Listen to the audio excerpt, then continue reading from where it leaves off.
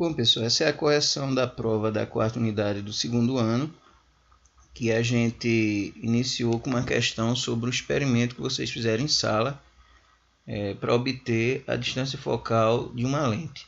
Eu pedi para que vocês fizessem 2 testes para uma mesma lente e vocês obtiveram 2 distâncias focais diferentes.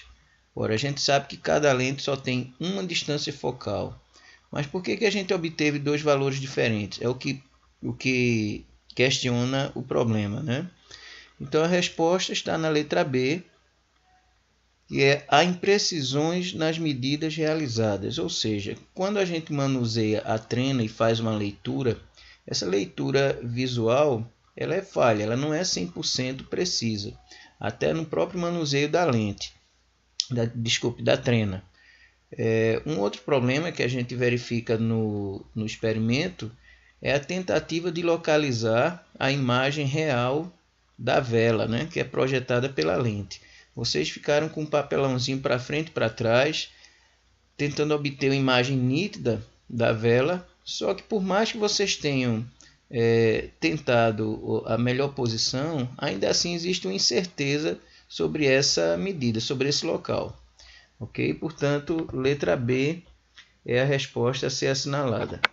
Vamos para a questão 2, que é uma questão que trata do uso da fibra óptica, né? Diz que o uso da fibra óptica tem se difundido cada dia mais devido a várias vantagens em relação aos cabos metálicos. Sobre essa tecnologia, é correto afirmar que ela é uma aplicação do fenômeno da reflexão total da luz. Eu fiz em sala de aula a demonstração da reflexão total com kit de experimentos, mas também mencionei que a fibra óptica era uma aplicação do princípio de reflexão total. Inclusive, em algumas turmas eu levei um feixe de nylon para demonstrar através do nylon como a luz pode percorrer e fazer curvas, né, assim como acontece na fibra óptica. Então a letra E era a que deveria ser marcada.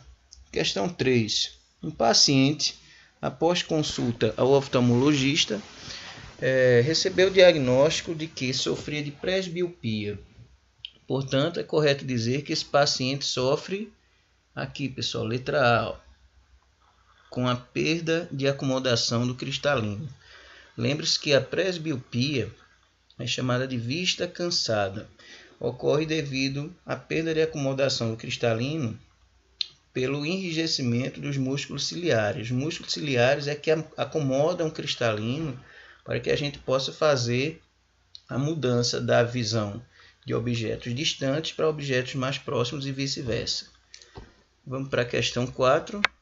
Questão 4 diz assim: admita que o Sol subitamente morresse, ou seja, sua luz deixasse de ser emitida. 24 horas depois desse evento, um eventual sobrevivente, olhando para o céu, sem nuvens, veria o quê? Ele veria, pessoal, somente as estrelas. Então, vocês deveriam ter marcado a letra C. Por que somente as estrelas? Porque os outros corpos que a gente observa no céu a olho nu são fontes de luz secundárias, ou seja, são corpos iluminados. Eles não emitem luz própria. Portanto, se o Sol não emitir sua luz, a gente não vê nem a Lua, nem os planetas mais próximos, porque esses corpos precisam da luz solar para refletir luz. Ok? Vamos aqui descer um pouquinho para a questão 5. Questão 5 é a primeira questão de cálculo da prova e trata da câmara escura de orifício. Ele diz assim: suponha que uma vela de 15 cm de comprimento esteja a uma distância de 250 cm do orifício de uma câmara escura e que a distância entre as faces da mesma seja de 10 cm. Qual a altura H da imagem projetada? Então, o problema pede para você encontrar a altura da imagem da vela. Você pode chamar a altura da própria vela de H grande e fazer a seguinte relação: a altura da vela para a altura da vela está para sua distância em relação ao orifício, assim como a altura da imagem da vela está para sua distância em relação ao orifício. Então você fica com H grande sobre D grande igual a H pequeno sobre D pequeno. Vamos substituir os valores, né? a altura da vela, que é o comprimento dela, 15 centímetros, entra no lugar de H grande. O D grande é a distância da vela até o orifício, 250 centímetros. A altura da vela é o valor, a altura da imagem da vela é o valor procurado. E a distância da imagem até o orifício é exatamente a profundidade da caixa, que é 10. Essa questão é muito simples de ser resolvida, porque se você observar bem, os dois denominadores são múltiplos de 10, né? Então você pode cancelar aqui os zeros, e aí você vai ficar com h pequeno sobre 1, que é o próprio h pequeno, né? Todo número dividido por 1 é ele mesmo. E aqui você ficou com 15 sobre 25. Eu recomendo aqui a simplificação da fração. 15 dividido por 5 dá 3. E 25 dividido por 5 dá 5. Se você dividir 3 por 5, você vai achar 0,6 centímetros como altura da vela. Ok? Então, quem usou essa ideia certinha aqui encontrou a resposta na letra A. Vamos descer um pouquinho para a questão 6. Questão 6 foi uma questão sobre lentes divergentes. O problema diz que um objeto é posto a 60 centímetros do centro óptico de uma lente divergente, cuja distância focal tem módulo 40 centímetros. Vamos listar os dados do problema aqui. Eu vou botar P igual a 60 centímetros. Esse P representa a distância da vela, do objeto, né? Pode ser uma vela. A distância do objeto até uma lente, no caso essa lente divergente. Vamos chamar de F a distância focal, que no caso aqui é 40 centímetros. Só que pelo fato da lente ser divergente, essa distância focal a gente convenciona um sinal negativo para ela. 40 é o módulo, mas ela é negativa. Se a lente fosse convergente, a gente manteria o sinal positivo. Então, o P' é o valor procurado. Observe aqui, assinale a única alternativa correta. Então, ele está pedindo aqui, a que distância da lente é formada a imagem. Então, essa distância aí a gente chama de P'. Como a lente é divergente, a gente já pode identificar que a imagem vai ser formada exatamente entre o objeto e a lente. Toda imagem formada por lente divergente é virtual. Então, vocês já podem descartar aqui as alternativas A, B e E. Mas a gente precisa fazer o cálculo para achar a distância correta, né? Então, vamos lá aplicar a equação de Gauss. 1 sobre P' igual a 1 sobre F menos 1 sobre P. Ou seja, o inverso da abscissa da imagem é igual ao inverso da distância focal menos o inverso da abscissa do objeto. Então, vamos substituir aqui no lugar de F, que é menos 40, eu já vou trazer o sinal do 40, negativo, aqui para frente, tá vendo? Então, vai ficar 1 sobre 40 menos 1 sobre o P, que é 60. Então, vamos repetir aqui 1 sobre P. E aí eu vou tirar o MMC aqui de 40 e 60. Esse MMC, pessoal, é 120. Certo? 120 é múltiplo de 40 e de 60. E é o menor deles, né? Então, vamos lá. Vamos dividir 120 por 40, que dá 3. 3 vezes menos 1, menos 3. 120 dividido por 60 dá 2. 2 vezes menos 1 dá menos 2. Então, você vai ter aqui menos 5 sobre 120. Como eu quero encontrar o valor de P', tá certo? Vou inverter aqui a fração, vai ficar P' sobre 1. E aí eu vou inverter essa fração aqui também. Vai ficar menos 120 sobre 5. Ok? Bom, P' vai ser igual a menos, fazendo essa divisão, dá 24 centímetros. Então, essa é a distância da lente até a imagem. Agora, tem um detalhe aqui que a gente pode chamar a atenção, que é o fato do P' ter o sinal negativo, né? Por que P' tem um sinal negativo aqui? Isso aqui indica que a imagem é virtual, tá certo?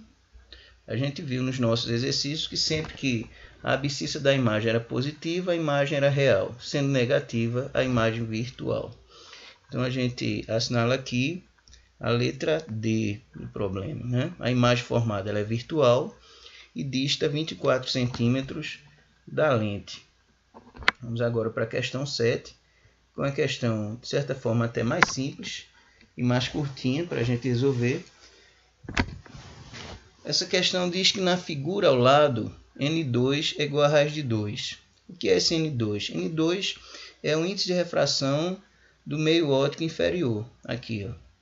Ele pede para calcular o índice de refração do meio óptico 1. Então, ele quer saber quanto vale o N1. Certo? Então, vamos lá. Usando a lei de Snell-Descartes, a gente tem o seguinte. O índice de refração do meio 1 vezes o seno do ângulo que é formado nele, que é o ângulo de incidência. Vamos botar aqui. Seno de 45 graus é igual ao índice de refração do meio 2, N2, vezes o seno do ângulo que é formado nele, aqui, ó, de 30 graus. Então, vamos usar aqui o seno de 45 graus, que a gente já sabe que é raiz de 2 sobre 2. O N2 foi dado no problema aqui, ó, que é raiz de 2. E o seno de 30 é 1/2. Então, a gente pode fazer simples cancelamentos. Veja, vou cancelar esse denominador aqui com esse. 2 com 2. E essa raiz de 2 com essa. Então, por que eu disse que a questão é fácil? Porque você não vai precisar fazer conta aqui. É só cancelar e vai sobrar aqui N1 igual a 1. Ok?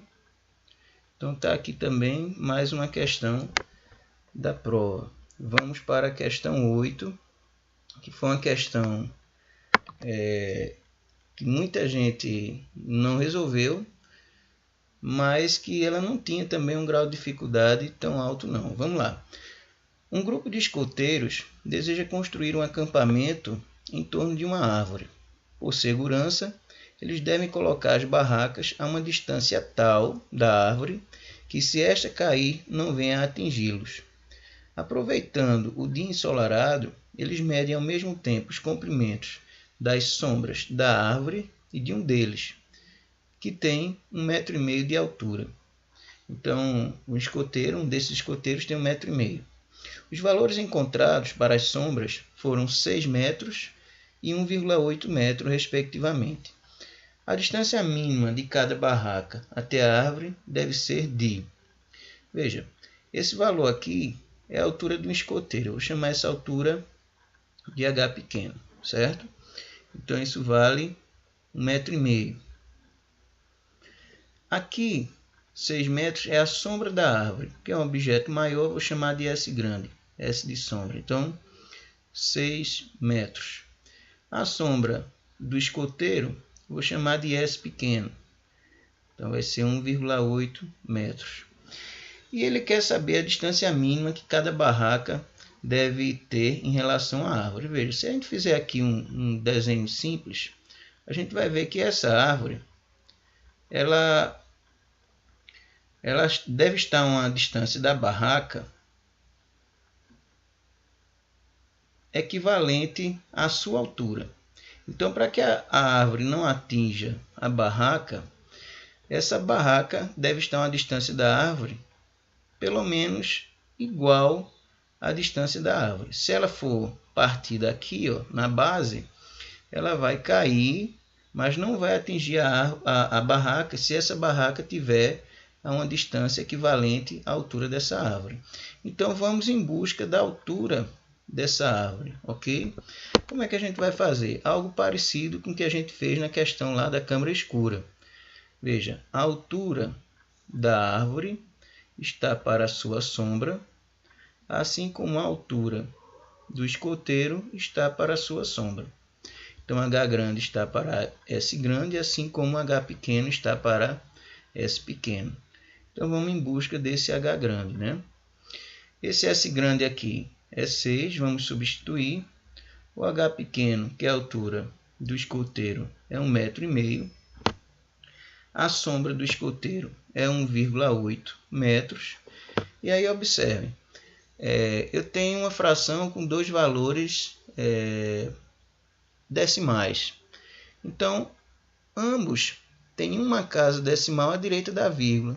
Então, eu posso simplesmente avançar uma casa decimal aqui no numerador da fração. Aí essa vírgula vai sumir. E posso fazer a mesma coisa aqui embaixo. Então, quando eu avançar uma casa decimal no 1,5, transformando ele em 15, eu faço a mesma coisa aqui no 1,8 e transformo ele em 18, certo? Fazendo isso, agora eu posso fazer o seguinte, veja, esses dois denominadores, 18 e 6, eles podem ser simplificados por 6, porque eles são múltiplos de 6. Então, quando a gente faz essa divisão aqui, 6 dividido por 6 dá 1, e 18 dividido por 6 dá 3.